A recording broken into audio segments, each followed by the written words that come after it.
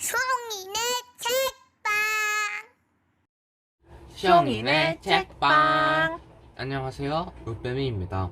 오늘 소개해드릴 책은 격리된 아이라는 책입니다. 코로나 바이러스가 우리 일상을 삼켜버린 지 벌써 1년이 지났습니다. 그러면서 평범했던 일상이 그리운 일상으로 바뀌어버렸습니다.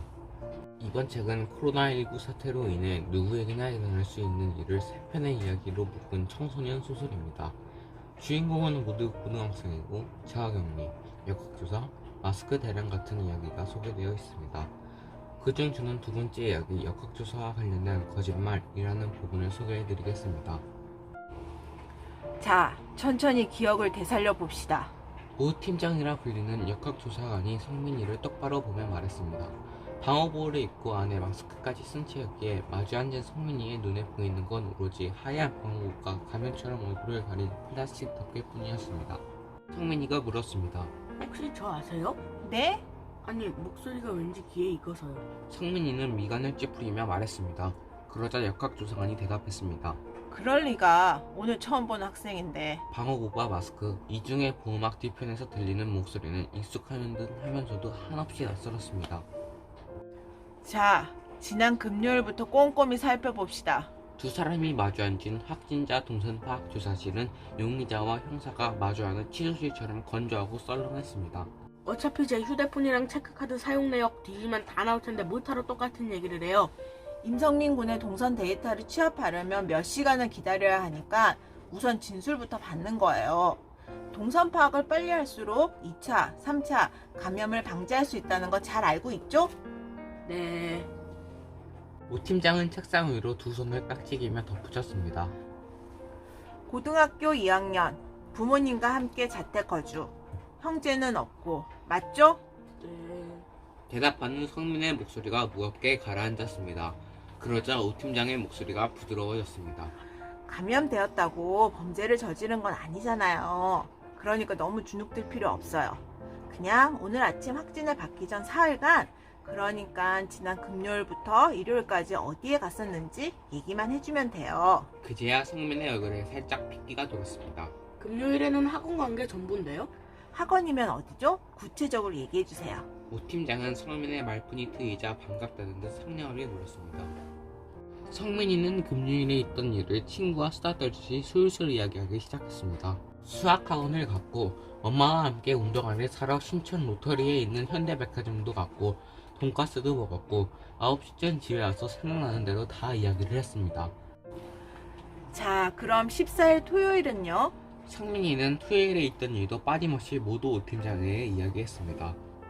오전 지금저 공연에서 반려견 뽀야라는 강아지를 데리고 산책하고 빵집도 들리고 오후엔 엄마 아빠가 창덕궁에 가서 역사 동영상 준비도 했고 한정식 집에서 점심을 먹었다면서 마치 꼭꼭 숨겨두었던 행복한 추억을 꺼내 되새기는 것처럼 혼자 신나서 떠들었습니다.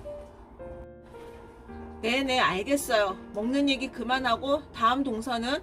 점심 먹고 아빠 차로 을지로 롯데 백화점에 갔어요. 또 백화점? 가족들이랑 백화점 자주 가나 봐요. 오 팀장이 흥미롭다는 듯 성민의 눈을 바라보았습니다. 자주 가진 않아요. 어쩌다 지난 주말에만 그런 거죠.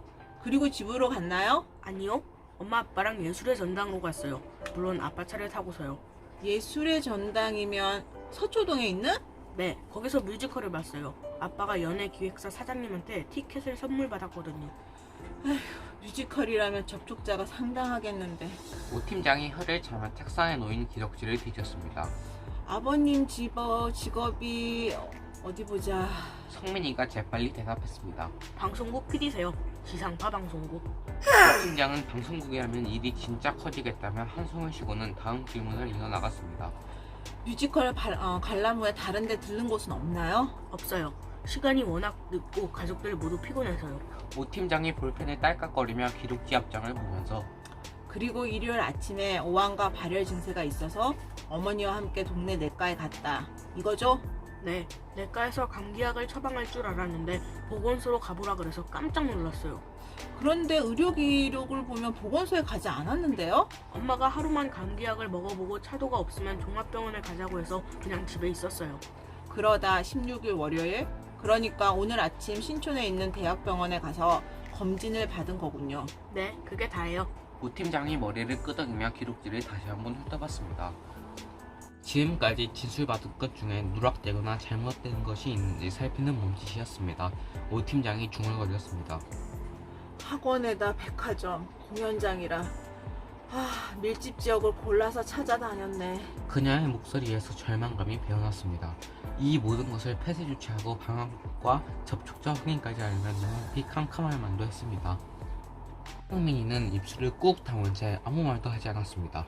짧지만 진후한 시간이 흘렀고 더는 참지 못하고 성민이는 저 이제 가도 되죠?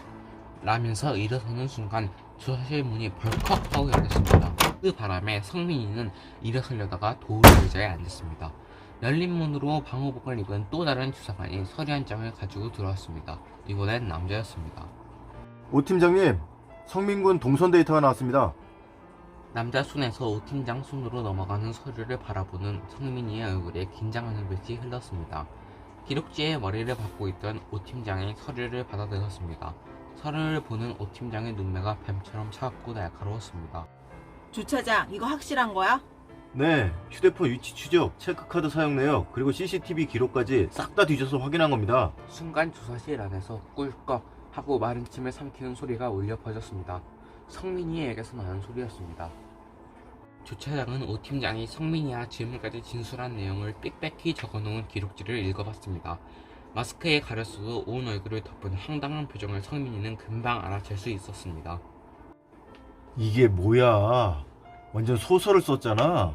이봐 학생, 우리가 한가한 사람들 아니거든? 붙들고 앉아서 거짓말해도 될 만큼 만만한 사람들도 아니고. 자, 다시 묻겠어. 딱 한 번만 더 물어보는 거야. 만약 또 거짓말하면 공무집행 방해죄로 경찰에 신고하고 방역법 위반으로 고발할 거니까 알아서 처신해요. 성민이는 왜 거짓말을 한 걸까요? 성민이에게 어떤 사연이 있을까요? 반전에 또 다른 반전이 있는 이야기입니다. 저는 읽으면서 자꾸 작년에 떠들썩했던 신천지 사건이 생각났습니다. 왜 그랬는지 여러분도 꼭 읽어보세요. 이 책을 읽어보면 제가 왜 그런 생각이 났는지 여러분도 공감하실 것 같습니다.